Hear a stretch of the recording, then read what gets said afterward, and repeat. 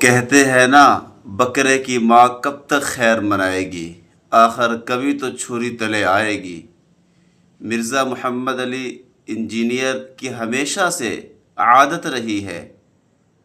آپ صلی اللہ علیہ وسلم کی شان میں گستاخانہ کلمات کہنا،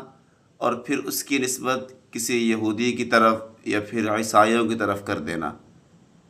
موجودہ نسبتوں کی طرح پہلے بھی کچھ اس طرح اس نے آپ صلی اللہ علیہ وسلم کی شان میں گستاخانہ کلمات کہے، میں وہ الفاظ دہرانا نہیں چاہتا، اور پھر اس کی نسبت یہودیوں کی طرف کی، آج تک اس کو ثابت نہ کر سکا کہ یہودی ایسے کہتے ہیں، اور حالیہ دنوں میں پھر گستاخی کی گئی اور نسبت کر دی عیسائیوں کی طرف، لیکن ثابت نہ کر سکا۔ ایسے ہی صحابہ کرام کی شان میں جو ہے ایسے بے ادبی کے کلمات کہنا، ایسے ہی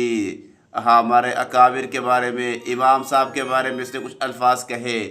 ایسے ہی امام ابو یوسف رحمہ اللہ کے بارے میں کچھ ایسے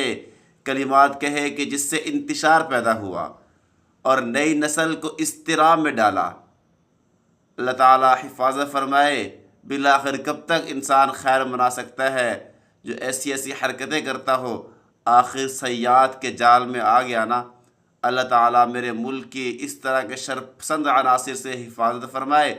اور ہمیں صحیح رستوں پر چلنے کی توفیق عطا فرمائے، اور اکابرین کے نقش قدم پر اور ان کی مان کر ہمیں چلنے کی توفیق عطا فرما دے۔